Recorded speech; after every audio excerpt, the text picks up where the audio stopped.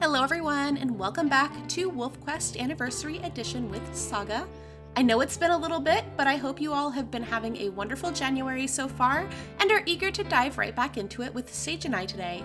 Just to quickly recap, we acquired a mate in the last episode, and in this one we're about to establish ourselves as a pack and get a territory of our own. We are starting rather abruptly today, since I finished the territory claiming requirements a lot more quickly than anticipated, and this pop-up kind of crept up on me before I was recording here. Initially, my intention was to have some lead-in prior to this pop-up showing up so that I had time to do a proper introduction and say hi and do all the pleasantries, but we're playing an Iron Wolf, so what can you do? So now we have to name the pack, and I'm going to do a little bit of a combination name based on the suggestions left over the last couple of videos here. Originally, I was going to go with Aromatic Celestials for the pack name, but it was a little bit too long, so Celestial Aroma it is. In order to get to this point in the game, we had to meet the quest requirements of 15 strong hexes claimed and at least 4 den sites discovered. Since I had already found about 9 of those den sites during the courtship trial, I was a little bit ahead of the curve, so I'm not surprised that this snuck up on me the way that it did. However, I am not quite done with forming my territory, so there's still a few more hexes I want to add. Let me pull up a map here. Specifically, I'm looking at these hexes here and probably a little bit over here as well. When shaping your territory, it's a really good idea to try and get a buffer around your future den site that's a little bit in towards the center of the territory. You want at least 2 hexes separating your den from any of your neighbors' territories, because this will help to generally keep future den raids on your pups to a minimum. Keep in mind that this does not stop your neighbors from poking their noses into your business and trying to take a bite out of your pups, but it does help. And the more help we can get, the better, probably. When claiming territory, you do it primarily by urinating to leave a scent post and howling. Although other activities such as sleeping, hunting, and just generally spending time in a hex will cause ownership to rise and fall depending on who aims it. If you find yourself in a hex that's not currently occupied by any pack, you can immediately stake a pretty strong claim to it just by urinating twice to create a scent post, which is essentially what I have been doing up until this point, as the middle of the map starts off pretty empty on this configuration. However, when you're trying to take over a hex that has already been claimed, you need to first whittle down the other pack's claim on it before you can make your own scent post and take over the hex yourself. Urinating over the other pack's scent post will knock their claim down by a very large amount, so it's usually a good idea to start there. However, hunting and howling will also give you pretty strong boosts as well, although both of those are a lot more risky, as one involves making a whole bunch of noise and the other involves focusing on fleeing prey animals and not as much on your surroundings and anyone that might be sneaking up to start a fight. If your goal is to kind of sneak in and try not to get caught while taking over territory, then sure, you can run around peeing everywhere. But if you don't care, or you don't have time, or you're just really, really impatient, then there's definitely much more direct ways of getting the job done more quickly. Of course, winning a territory dispute will award you a very large boost to claiming that space. So if you prefer to just be direct and Rambo it, that is an option, and it is actually quite effective if you can manage. How you choose to proceed with this part of the quest is very much up to your wolves' specific strengths, as well as your playstyle and general skill, so there's quite a few options here. I think when I tested this before, urinating caused the opposing pack's claim to deteriorate by about 3% versus around 10% per howl. However, when you howl, every wolf nearby will howl back, which will essentially strengthen the claim on whatever hex they happen to be in. So just keep that in mind when you're planning your takeover.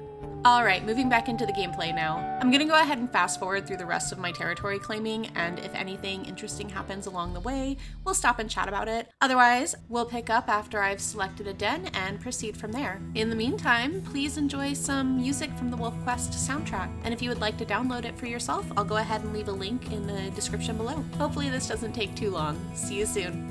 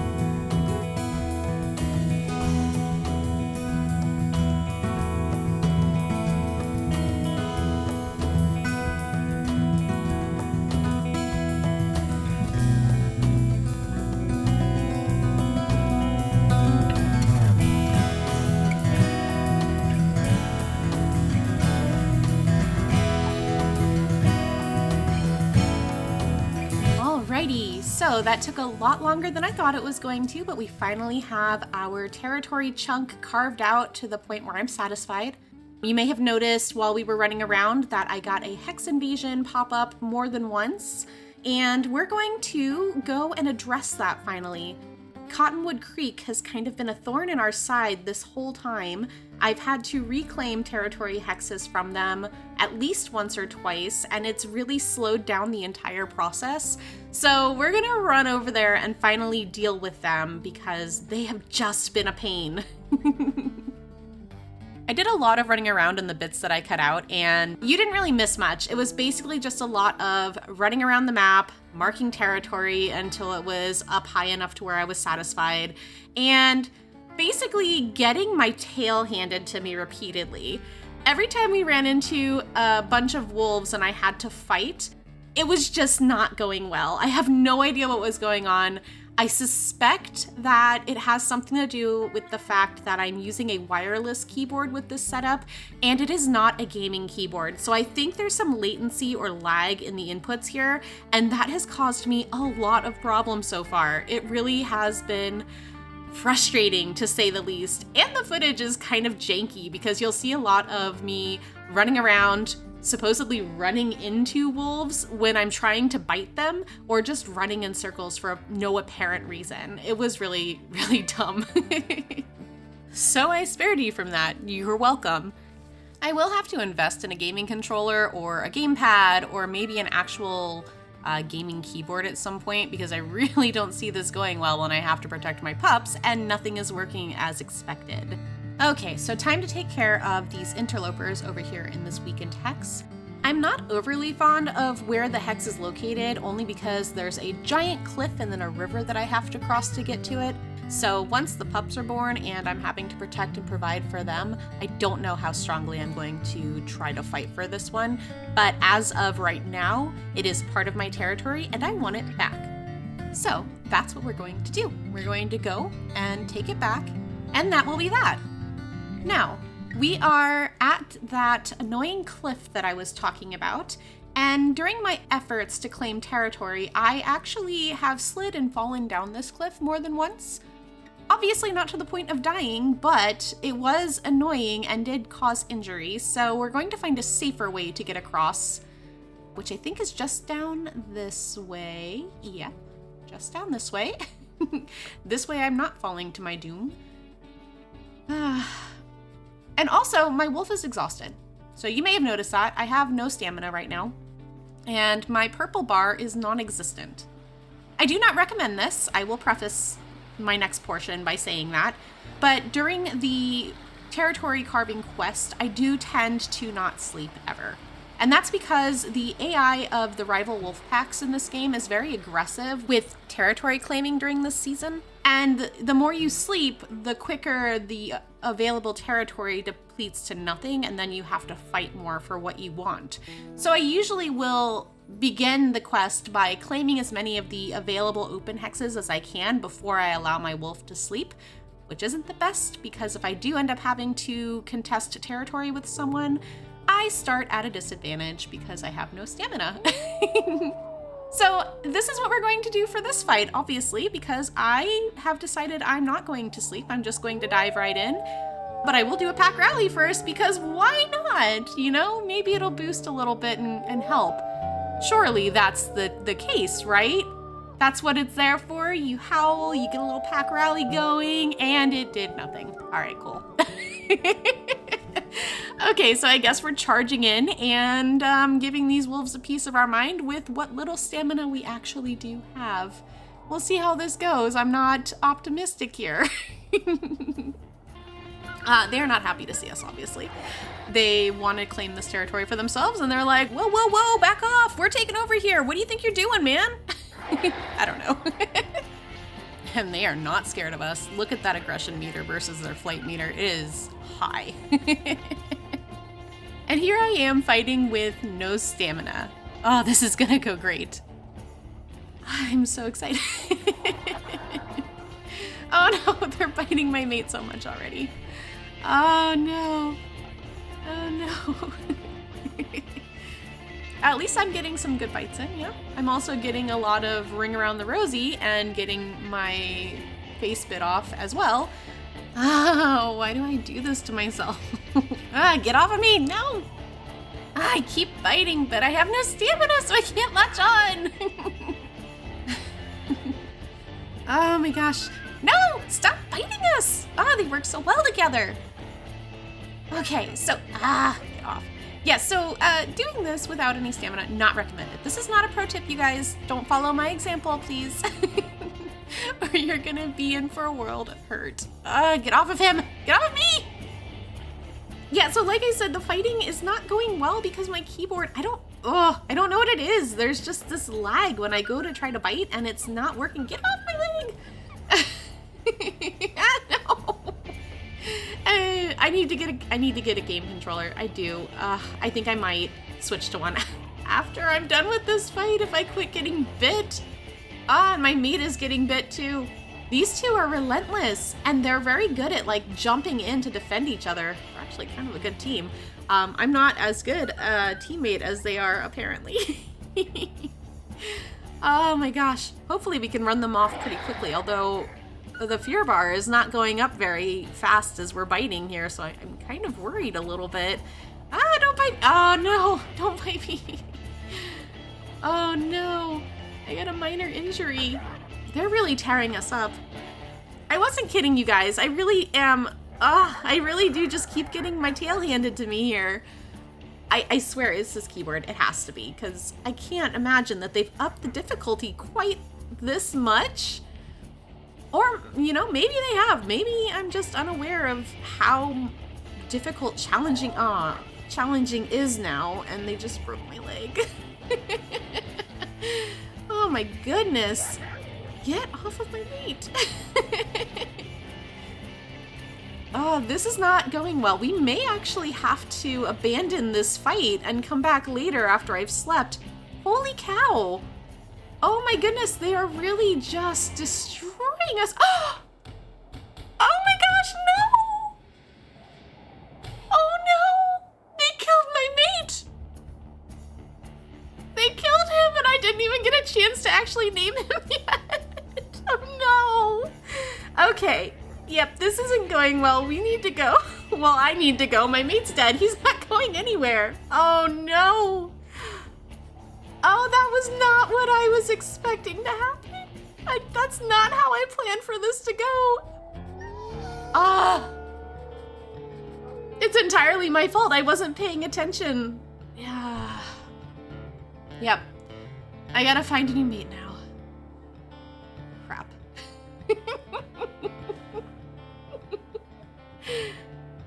All right.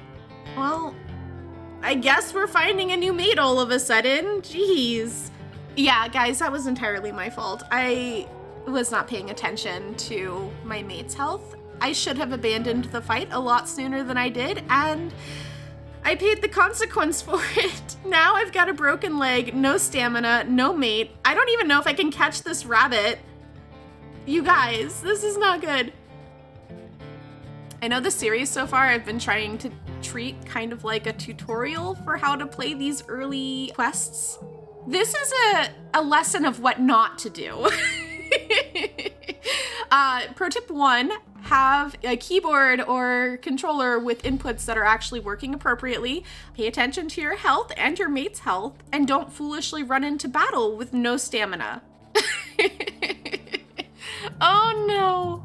Guys, I'm not even kidding. I don't know if it's Saga that's made this difficult, or if it is just my keyboard not working right, or if I am just not on my game today. I have literally never lost a mate before. This is the very first time I've actually had a mate die on me in any of my WolfQuest games. I don't know what to do. I don't know.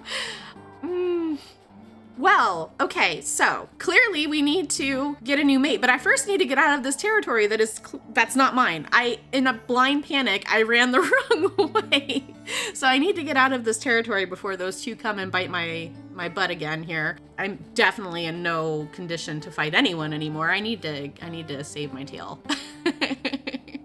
We need to get out of this territory. We need to find a new mate. Because now I'm a little bit worried that if I don't get a new mate quick enough, I might not be able to have pups. And then, gosh, I have no idea what I'm going to do if that's the case.